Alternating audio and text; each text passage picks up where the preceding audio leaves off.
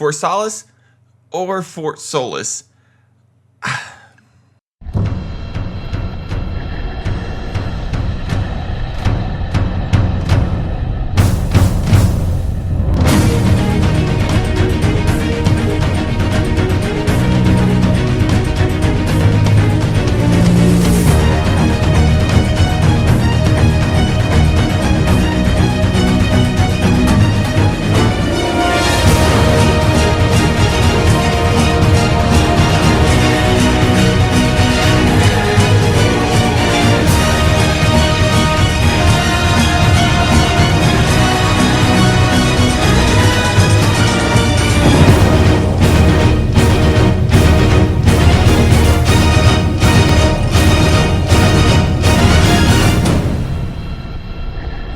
So a game that I was very much excited for was none other than Fort Solis. Actually, this was one of my most anticipated games, and I even called it my dark horse of the year. The idea of being stuck in a space station on Mars with no one around to help you screamed alien isolation and Dead Space to me. And while I didn't expect any outstanding, groundbreaking gameplay, I was going into it with the expectation that the story and the atmospheric core would carry me through the game happily.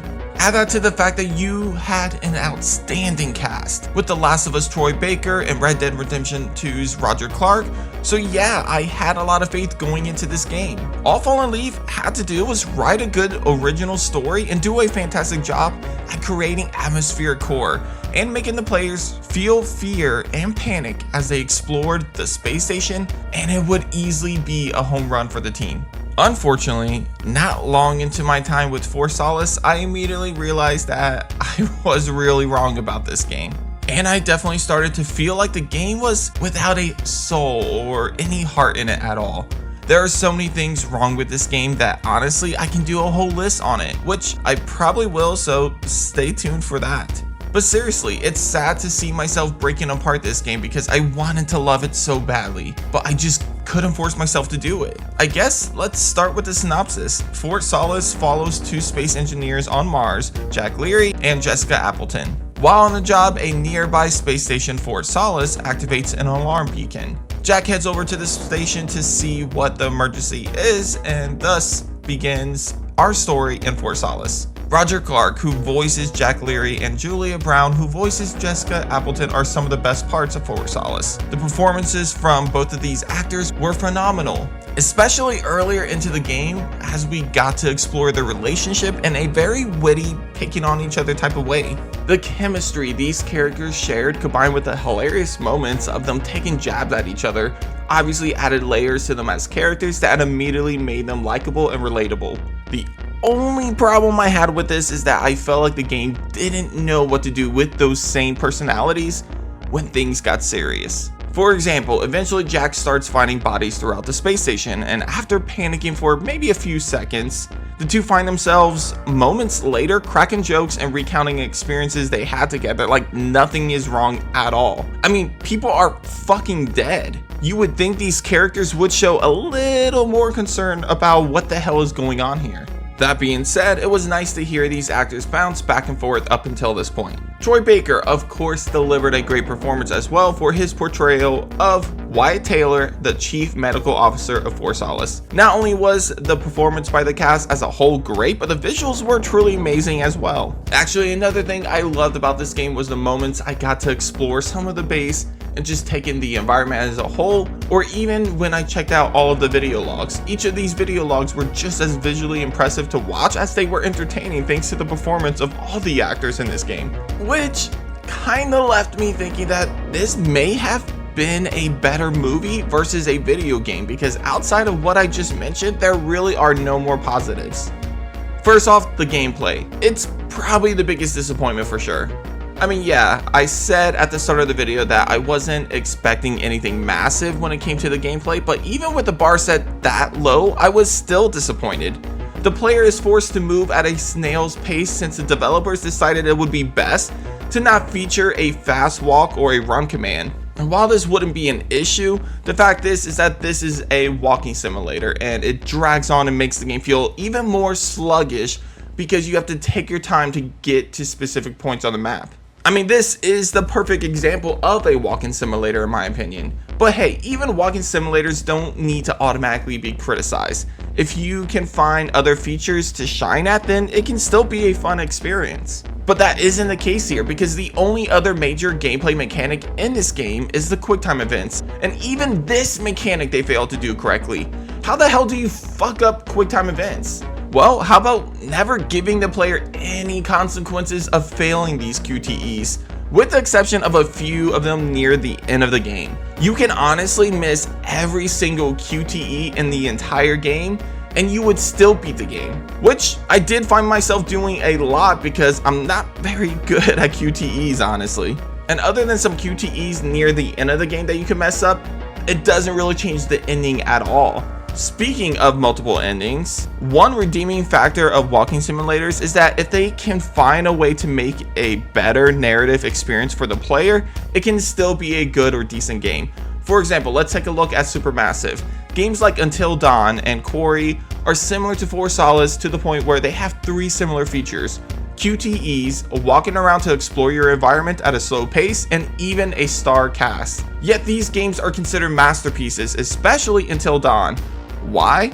Because these games show the players the consequences of failing QTEs and even creates branching paths for decisions the players make. Now, I'm not saying Fort Solis needs to have multiple endings to be a better game, but I am saying that if you're going to focus on basic gameplay, then you need to find a niche. You need to find something else that draws in the players to the point and makes them enjoy the experience as a game. If you wanted to make a linear story that, when played, feels like a walking simulator and has no consequences or opportunities to fail, and you wanted to show off a star cast, well then maybe you should have did a movie instead. Because a cinematic game with no gameplay, no consequences, and basically no control at all is just essentially a movie. And that's what this was. There's no replayability in this game at all, and honestly, I can't see any reason why I would ever find myself going back to this game. It's definitely a one and done experience between the mechanics and the fact that there is literally no gameplay to appreciate. So if the gameplay is non-existent, then maybe the story of Fort Solis can pull you in. Unfortunately, once again, you'll probably find yourself disappointed.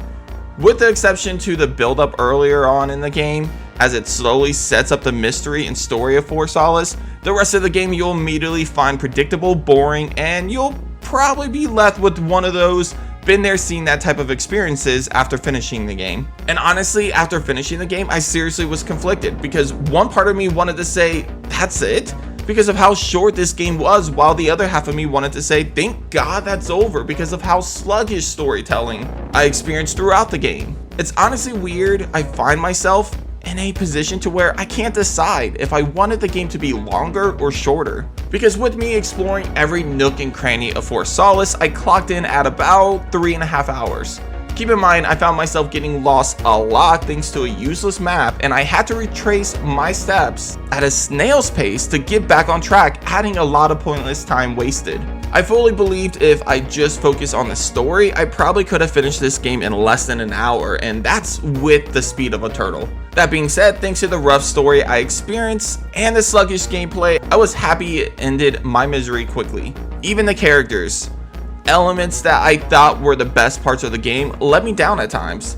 These are space engineers and scientists, yet I consistently found myself thinking how stupid they were for making some easily questionable and dumb mistakes. That being said, I could have forgiven that if the story went somewhere interesting, which it never really did in my opinion. Anyway, I do feel awful because I believe Fallen Leaf is an indie studio and I always want to root for these smaller teams. However, with the price tag of $40 fucking on an experience that lasts somewhere between 2 to 4 hours and something that literally feels more like a short film that I've seen before versus a game, yeah, I just can't find myself finding too many things to praise about it. Julia Brown, that's one thing I want to praise. She was phenomenal and I hope to see her in more video games. Troy and Roger, of course, were great too. Also, the game looks very pretty. It's visually impressive.